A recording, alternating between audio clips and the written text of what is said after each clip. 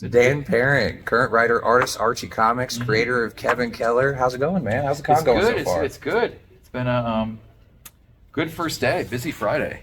Yeah, no, it seems like it's a lot this. busier than last year. Yeah. I don't know if you came to this one last year. This is my first GalaxyCon. Okay, yeah, it's about twice the size as it was last year. Really? Yeah. Okay. Was it in the same hall? Yep. Yeah. Yep.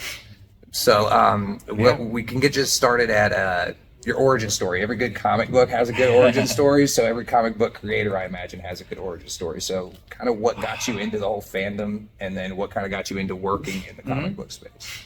Well, I grew up, like half the people here as a comic book fan, collecting and reading comics since I was like 5 years old, I think, from what I remember.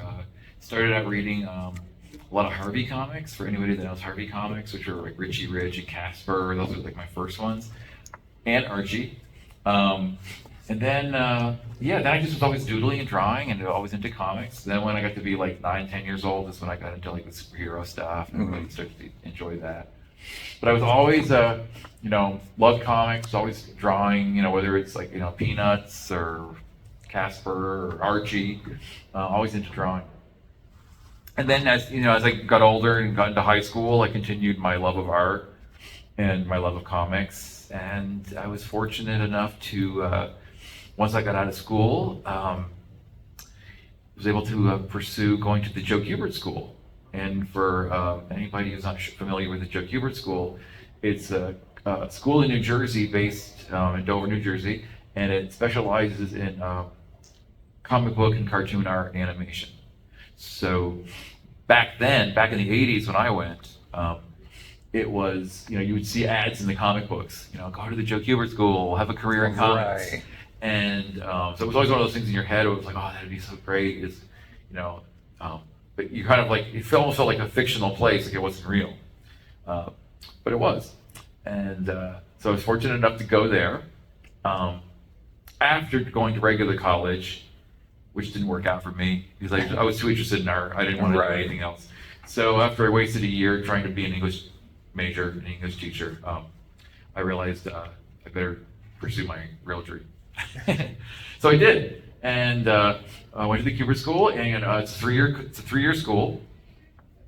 And when I was there, the Archie Comics would come and they would look at portfolios to see if the artists had the what it took to work there.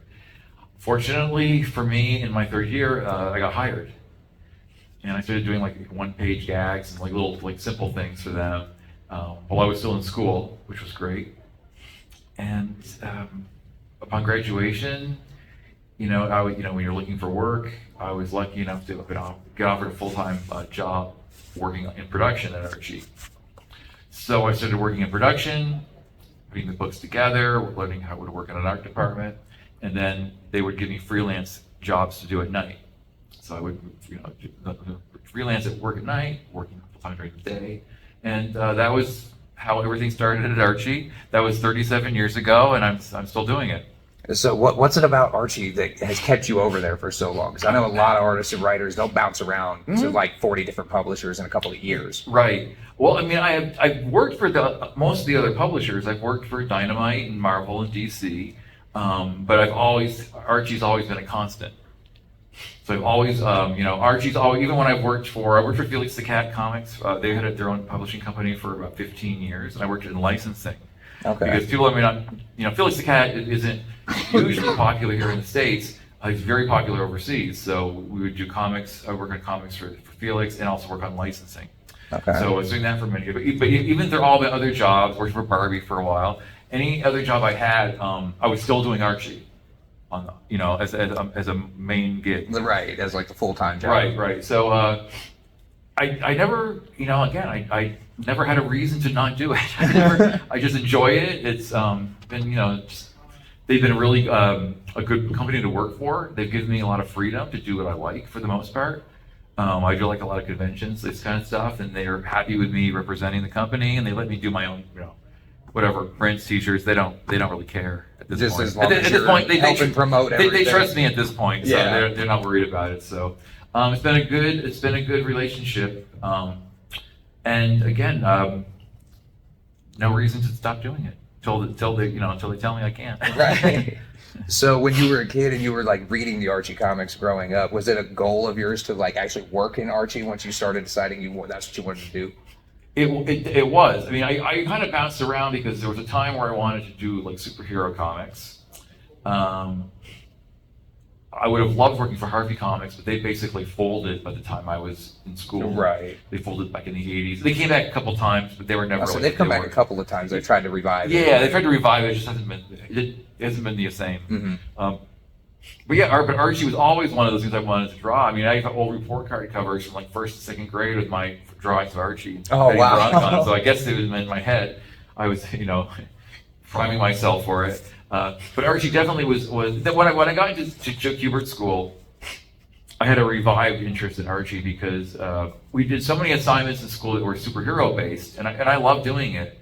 But I felt like everybody was doing the superhero thing, mm-hmm. and I really loved drawing Archie. So I sort of created a little bubble for myself to do as like the Archie artist, basically the guy who liked Archie or like humor stuff. There was a couple other guys too who were like the Archie humor guys, that kind of thing. But because I created that sort of like style for myself, it made me stand out a little more, and it helped me get work. Whereas, okay, that makes sense. Yeah. And the style was very accessible to me, and I grew up on the Archie comics so much that I really knew the characters in and out. So right, so it wasn't a big leap for you to start creating them on your own. Right. Yeah. Did you already have like a bunch of like headcanon stories built up before you started working there, or stuff you kind of wanted to see them do? Or I definitely had my different ideas for like things I would do with the characters. Like the first thing I actually was able to implement after I was there for a couple of years was, I always found it strange that Veronica never had her own comic book. Right. Betty and Veronica always had the title, but Veronica didn't. So I was able to create the first Veronica solo book. The first 20 issues was where she traveled around the world. It would be like Veronica in Paris, Veronica in London, And then after like the 18th or 20th issue, I think it's 18 issues, it just became like Veronica. Right. The plain Veronica title. So that was one of the first ideas that I had. In fact, I had to remind my boss at the time that back in 1985, I think I was in my first or second year of Kubert School. He was on the Larry King show. Anybody knows Larry King? And he was on there, it's the owner of Archie Comics, and people were calling him in with questions. And I actually called him on the air. Oh, nice. And I said, why doesn't Veronica have her own comic book? And he was like, well, because we have Betty and Veronica. That's not good enough. Betty has her own comic solo from. Right. So he was like, I don't know, maybe we'll do that sometime. So then a few years later, when I was working there, I reminded him. And he was like, that was you that called? I was like, yeah, that was me. So, that's funny how things go around full circle like that. So, with the crossovers that Archie does so often, is it a kind of a challenge when you have to start working with other creators on those, or do you kind of get free reign to do what you want with those? Those are super fun. I love with them. For whatever extra work they might be, it makes up for it because they're that much fun. Right. And then some are more difficult than others. Like Archie Meets Kiss was one of the first ones I worked on. Oh, wow, okay. And, that was fun. And everybody thinks that, Gene Simmons is hard to work with, but for me, he was really easy because... He's an actual comic fan. He's a comic book, and that's the thing. He knew who I was. Right. He knew Archie Comics. He's good friends with our CEO, John Goldwater. Okay. So basically, it was like a handshake deal. Yeah. It was very easy to do. The only thing he asked for was that he gets all the original art back. Oh, that makes sense. So that's a pretty fair exchange, I'd say. Well, and then to Archie, I was like, well, gee, I could make a lot of money selling that stuff. So right. Archie actually bought the art from me and gave it to him. Okay. So I was able to sell it. I was able to get a a cut out of that, yeah. That's nice. Although I think if I had the pages like now, still I would be making a fortune off of them, but whatever. Right. And then the other team ups, most of them were really easy. Like we did like a lot of musical ones. Like we did Archie Meets the B-52s. That was easy because I talked to one of them on Facebook, right? Fred Schneider, and he said, "Okay, let's do it." He talked to his manager. He called Archie's manager, and we did it. Archie meets what do we do? Archie meets Batman '66. was my favorite one. That was a fun one for me to read, and I like didn't grow up an Archie Comics fan. Like it was kind of something new, and I found recently almost. But yeah, I was like that was a lot of fun. Yeah, I love that one so much. 'Cause I love the classic Batman, the corny Batman. Yeah, the Adam West Batman. And it fit in so good with Archie, and I had a lot of fun working with that. And that was one of the few projects I actually pitched. I actually pitched it to DC, and then they approved it, and then it took a couple of years to schedule it, but it got approved early on because that was just a book I wanted to do. And but one of the worst crossovers we did was we did Archie meets Glee, the TV show Glee. Oh, and that was horrible. It was fun to actually work on I didn't mind working on the drawing, but you had to have the art had to be approved by like every actor on the show had to approve their likeness. And then I'm sure there was studio staff that had to everything on top of that. And then the storylines, we had to put every Glee character in the story, so every panel had like 20 characters in it. Oh, it was really, and there was so much dialogue, so it was even hard to design the pages. And the guy who wrote it, God bless him, is a great guy, but he hadn't written any comic books, so he couldn't visualize how to pace it. Right. But the bigger problem was the actors having to approve their likenesses, and it wasn't the ones you think that would be difficult. It wasn't really. It wasn't like Lea Michele, or it wasn't any of like the diva girls that were on the show. Like more of the smaller time side actors. It was like the guys. It was like the guy who played the teacher. What's his name? I forget his name, but he was like the one that was like we had to make so many changes on his look because he wasn't happy with how he looked. We're like well, that sounds kind of more like a personal problem, man. I know. So just because that was like a big time show at the time, and it was a lot of actors, needed a lot of approval. that was not. So that would take like longer. That one took longer, and it wasn't as joyous. You're right. not one of those. I want to do that again. Like one of my favorite ones also was Archie meets Sharknado. I did not get a chance to read that, but I saw it. I'm like, that is wild. That was fun. That was fun because it was just basically the Archie gang getting ripped apart by sharks. That's great. And it was fun and it was silly. The approval process was really easy because what are they going to do? What are they going to say? What criticisms are they going to have? The hardest thing about getting that done was another one that I pitched because I met the Sharknado guys at San Diego Comic-Con. Okay. And I did a commission of Archie and a Sharknado like a promo poster. And we put it on Twitter and it got a lot of response. And then we were like, we should do this as a comic. Yeah, you can do an easy little one shot with that. Yeah. So I talked to my editor who loved Sharknado too. He wanted to do it. But our CEO, John Goldwater, hated Sharknado. And he's like, it's one of those movies, you either like it or you don't. Yeah, and he's like, I don't want to do anything with this. We had to convince him that Sharknado was really popular. Yeah. We're like, love it or hate it, it's got a huge cult following. So he reluctantly agreed to let us do it. And then the thing sold so well. He was like, "Wow, I am stunned." And, we knew all along that was a winner as far as sales goes. Just for the name alone, people are going to pick it up just to see what's going on in that, right? At least that. With all the millions of titles you put out there, Archie meets Sharknado, you have to look at that. You at least have to flip through it. Yeah. So you are the creator of Kevin Keller, the first openly gay character in Archie Comics. Can you kind of describe the initial fan response to that, and was there any backlash to it or anything like that? And then kind of what does that character mean to you personally? With Kevin Keller, it was he was created at a time when we were trying to bring a lot of new characters into Archie. We had our new CEO took over, and because the old guard.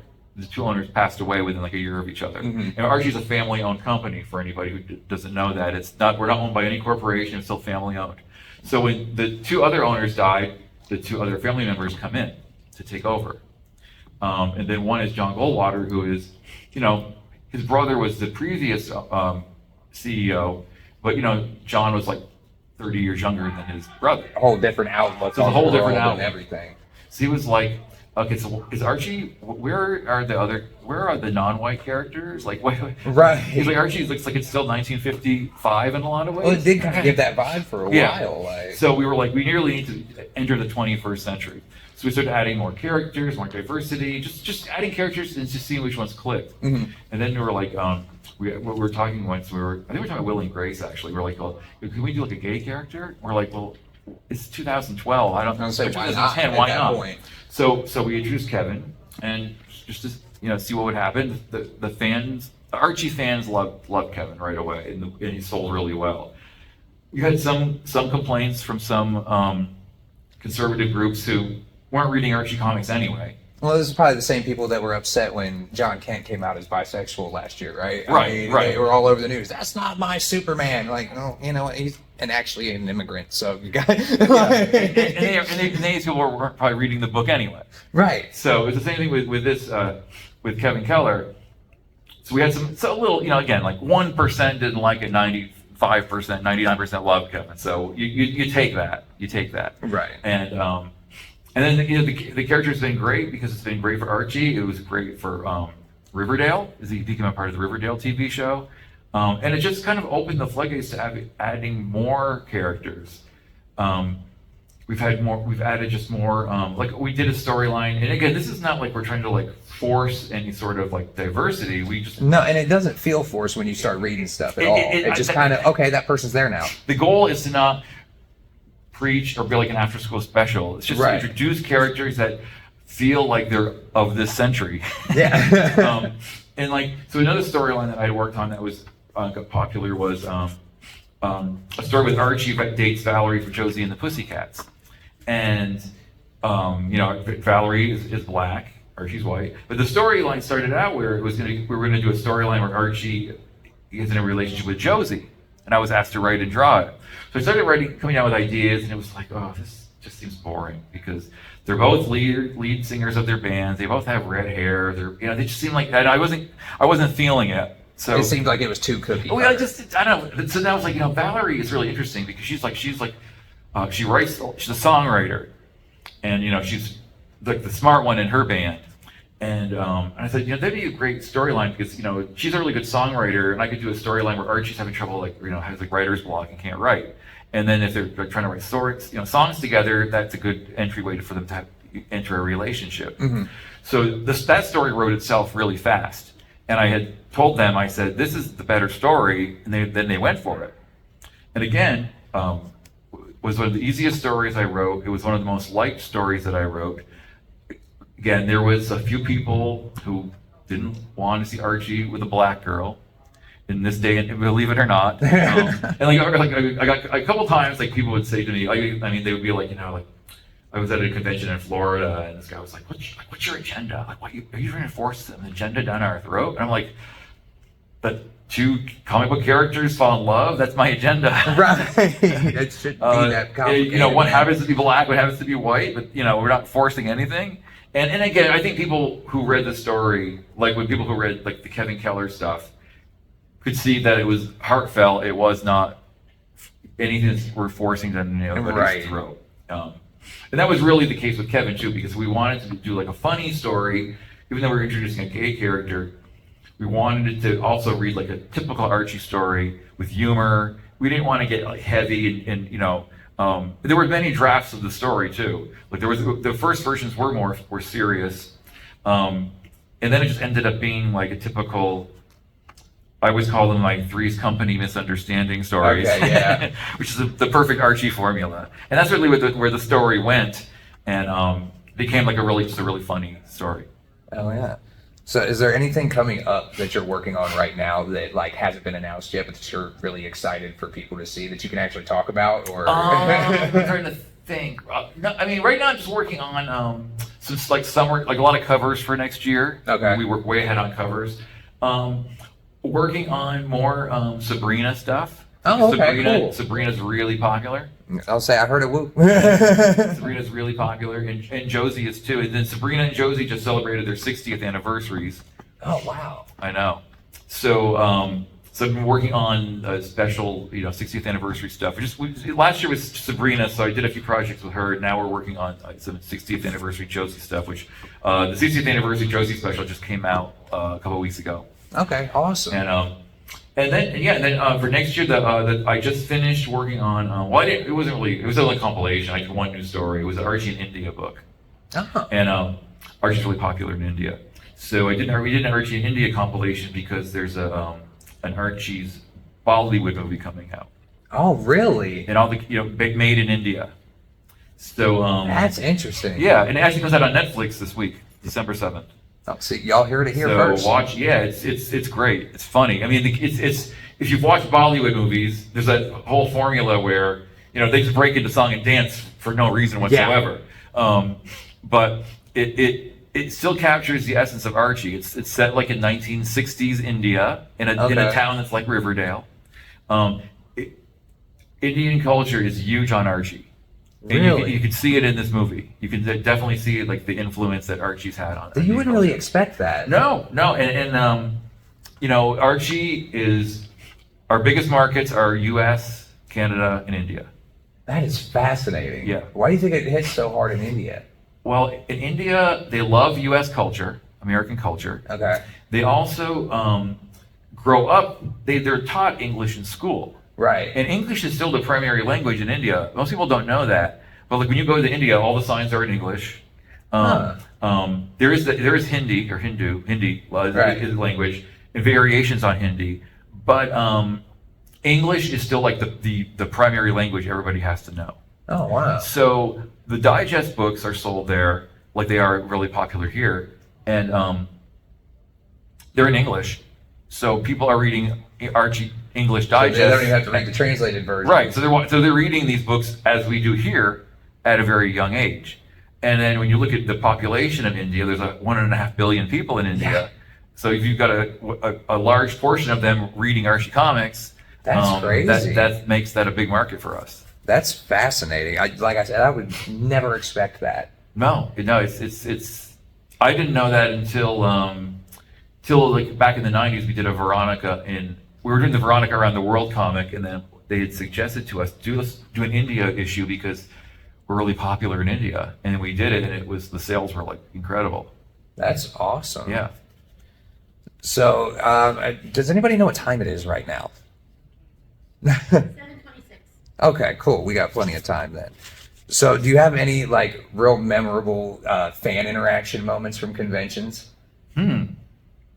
Well, there's always some colorful fans at every show. Yeah, that's why. I know I've asked a couple of people this question over time, and I get some interesting answers sometimes. There are, I mean, every show there's some usually pretty fantastic fans at most of these shows. You always get the ones where they have these strange commission requests that are. I can't really talk about them in mixed company, but they're like things we can't do. They'll start off saying, "Can you draw Betty and Veronica?" Sure. And can you have them? And I was like, no. Yeah, we can't do that. No. So you do get your bizarre, and then you've got your some fans have these bizarre interests or fetishes, I want to call them. So we have that can be interesting sometimes. Okay. But most of the time, as far as the fans go, I can't think of anything like outrageously crazy. I like that. Since Riverdale came on, there's a lot of Archie cosplay that we never used to have. Now since Riverdale, there's lots of Riverdale and Archie cosplay now. Do you see more people coming over to your booth since that show? Oh yeah. Riverdale definitely opened up a bigger audience for Archie, and then you have the people who like classic Archie and hate Riverdale. It's not like the show. Or you have the people who love both, and you have the people who love Riverdale but hate the comics. Huh. So you have the people who watch Riverdale who don't even know it's based on Archie Comics. Yeah, there's a lot of people that probably don't realize it's based off that. Because people have come up to my booth and they're like, "Oh, that looks a little bit like Riverdale," and I'm like, "Yeah, that's what Riverdale's based on. It's based on a comic book."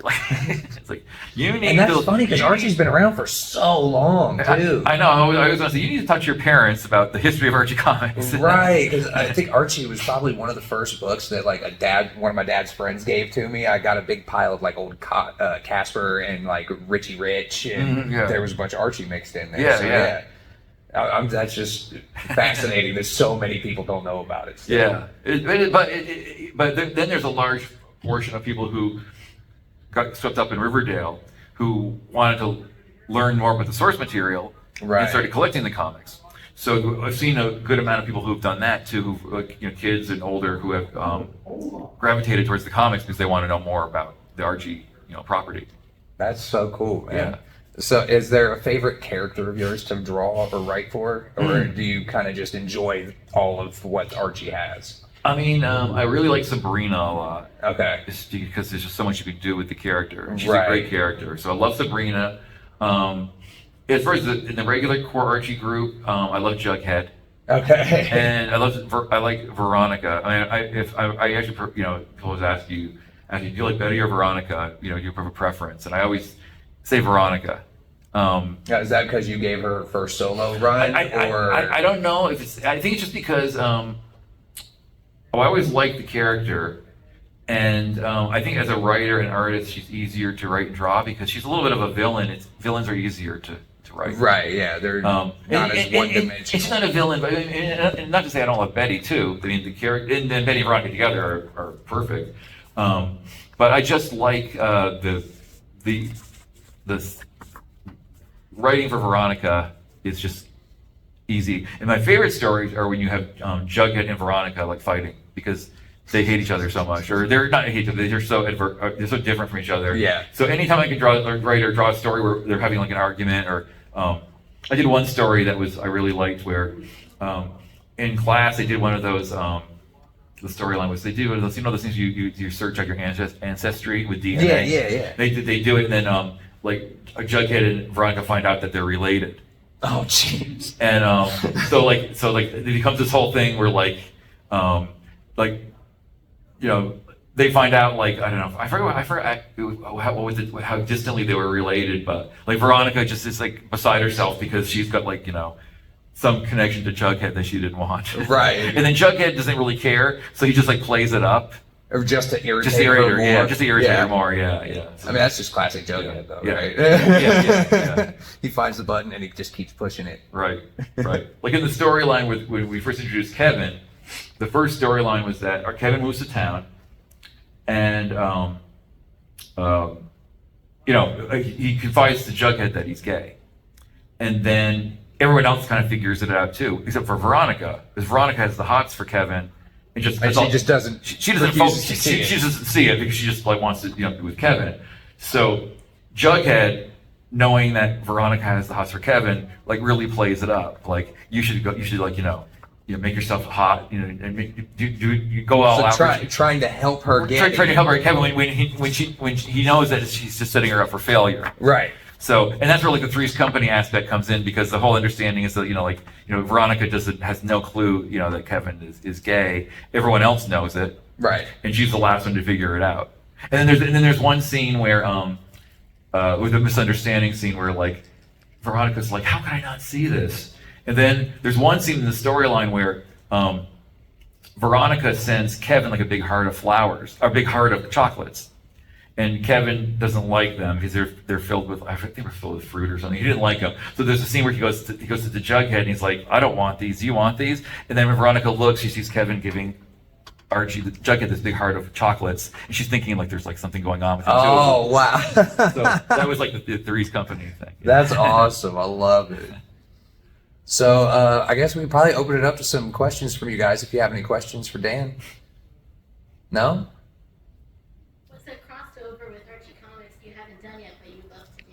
Oh yeah, I want to do something with Archie and Superman.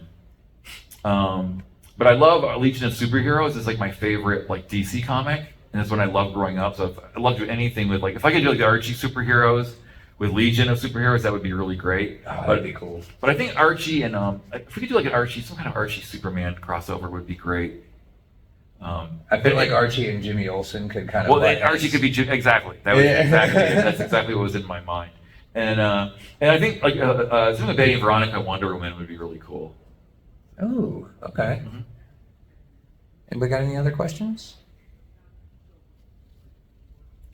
Do you see Archie Comics OCs or original characters that people created? Have you seen any of those? Have you seen any favorites? You mean fans that create? I mean, I haven't really seen that many fan creations of characters. I see a lot of big fan fiction. Sometimes they'll post that. Yeah. Or I'll see people will come with their versions of like their style of Archie. Like sometimes they look over like a manga style. I've seen those. Yeah, which is cool. So, but I think it's great. And I always tell people, like, someone at the show today asked me, like, I want to work for Archie. Like, what would I do to like get them to see my work? And I say, like, well, set up a, like a I don't know, DeviantArt page or an Instagram portfolio, something that's just very accessible online. Is someone dying? I was going to say, someone is either getting attacked. There could be a murder going on and we don't even know. So at the last panel we did earlier today, we had a full-blown like background music track going on next door. Oh, wow. So. Wow. Thin walls.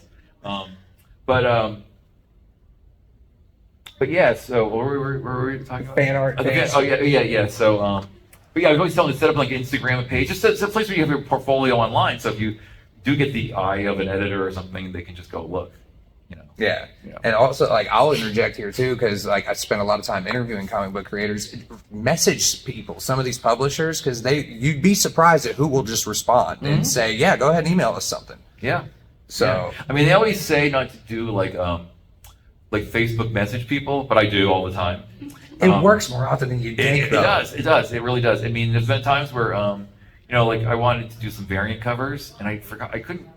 I remember finding who the editor was, but I didn't have his email or anything. So Right. I found him on Messenger, and just messaged him and said I wanted to do some variant works. This was for Valiant, so I did a bunch of Valiant covers a few years ago.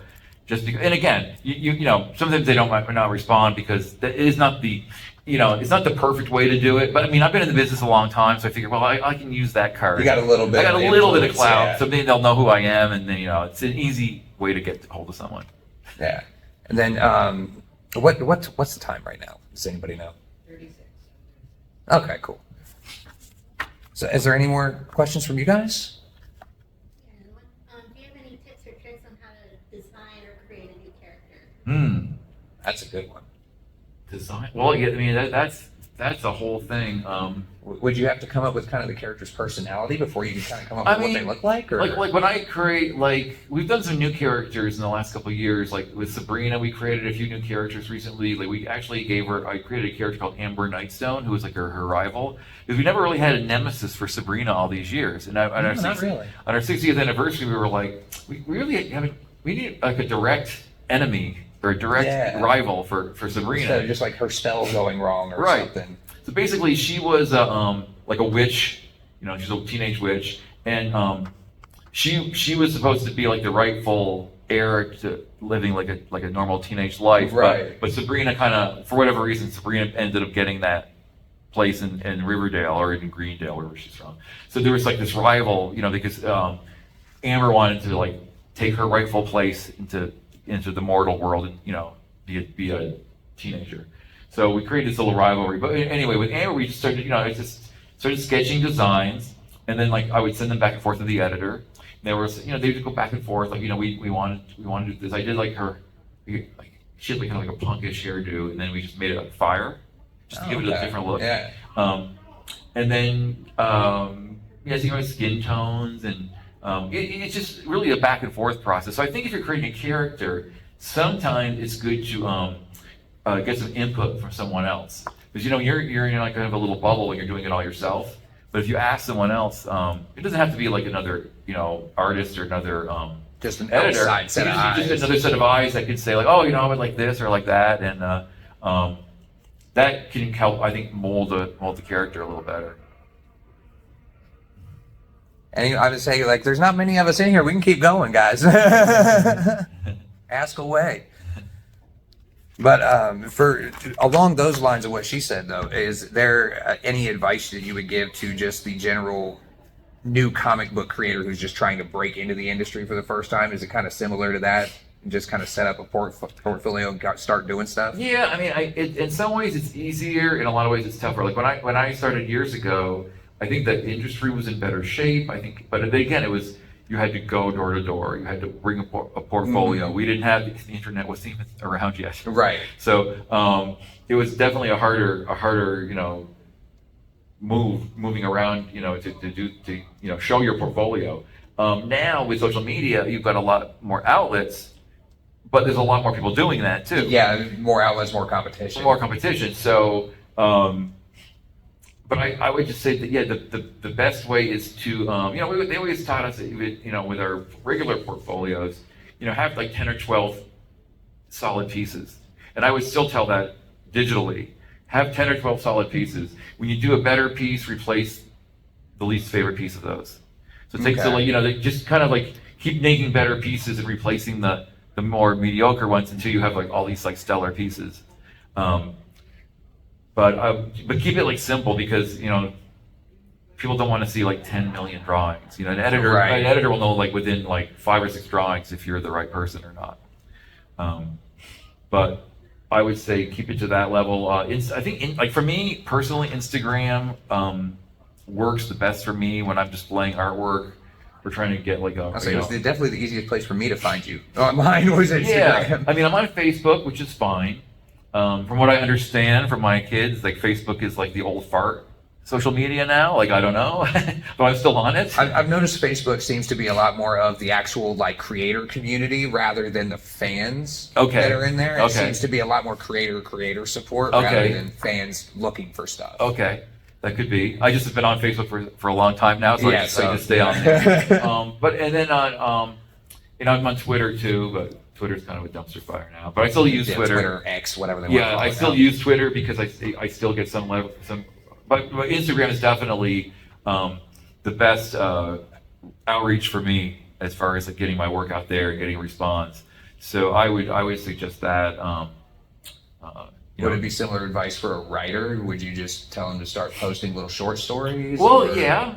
I mean, for a writer, I think that's when you probably would want to have more of a just a website where you could link to like stories and things like that. Because it's a little harder to read full stories on Instagram without a link. A link, And the whole linking in Instagram is weird, but. It doesn't really give you a clickable link in. No, you have to sort of put your link in a bio. You have to kind of like make it a little more. But yeah, I mean, social media is great because it's free for the most part and it's easy. But and it's again, if we had something like that when I was growing, then when I was started working, it was it began with walking around with your portfolio. Then it became like getting your digitized work on like a CD, right, or something like that. So you leave your CD with people. I used to do music. CDs were the thing to do for a long time. Yeah, so there was that, which was nice. But it used to be expensive when I was starting out, because we'd have to go into the city. We'd go to Marvel or GC with your portfolio. You spend the day in the city walking around. And hope they give you a meeting. Yeah, or hope that it was a lot more work. But it was what we did, and I was lucky, again, because I was in the right time and right place, that Archie came to the school, they hired me, so I had my foot in the door. Also, before that happened, I did apply to Archie twice before and got rejected. Oh, really? So first year and second year, I went up to Archie my first year of viewers, so they're like, you're not ready. Second year, they came to the school and they were like, this looks like there's some potential. You're improving, but you're getting, but I wasn't high. Then third year, I worked with professional enough to where I was able actually hired. So that's again a testament to going for art training if you're an aspiring artist. Is it's like boot camp for artists. Art school. It's like it forces you to improve fast. Because if you don't, your grades are going to slip, right? Well, I mean, when I look at what I did first year to third year, it was astounding. Like, right. Some people are at a higher level. I remember, some people were good right off the bat. Yeah, I had friends in school that could draw like a professional at like second grade. Yeah, and then there's some who were like myself who were good, but like there was work that was needed. Right. And I felt like I was one of those feel like I needed the extra kick. But when I look at the improvement from first to third year, it was astounding. It was astounding, the difference. So that's definitely my one thing I'll say for going to art schools is that when you're doing it on your own at home and it's like you may not be pushing yourself enough, but when you're in an environment where you have to be pushed, it well, and especially plus you got other classmates around you doing stuff. Well, too, you want to kind of compete. You're competing. You're having critiques of your work. They put your work up, so you have these critiques. So you want to, everyone's looking at your stuff and it's being critiqued, so you want it to be as good as possible. But I know definitely there was a competitive sort of thing going on with some of my colleagues or my friends at school, but it was like a healthy competition because they were kind of making it better, which in right? turn helps them get better. Right. Which, So yeah. that was definitely a plus. And I even had that with over the years at Archie. I had some artists that I worked with who I really admired, and I really liked their work, and they made me push myself a little harder too. No, that's awesome. I mean, if you don't have somebody around you like that, then you're just going to get stagnant, right? Well, you don't want to get stagnant because again, I've been there 37 years. It would be easy to get stagnant if I let it. Right. But you just have to try and improve. Try and create fun projects for yourself. And try, you get bored. Try and get unbored. Yeah. And if you have writer's block or things like that, you just have to overcome it. People ask me like, how do you overcome writer's block? Because I write most of my own material too. I said, well, motivation of a paycheck is a great motivator. That is a hell of a motivator. It is. Yes. Because if you're not going to get paid and you have bills to pay, it's amazing how fast the ideas come back. It goes even with reviewing comic books, like because sometimes you'll read something, it's like I don't really know how to do this in like just a short little summary, but then it's like, well, I need to because if I don't, I'm not getting paid, so I better figure this out now. Like, I mean, you're allowed to kind of sit back. You're allowed to have writer's block. You're allowed to, pull yourself away from your drawing table or your computer. Give yourself a couple hours. Go for a hike. Take some time off, and then. You get back to it. So, is there any more questions before we let Dan get back to his table? No? All right, well, thanks for coming over and hanging out with us, guys.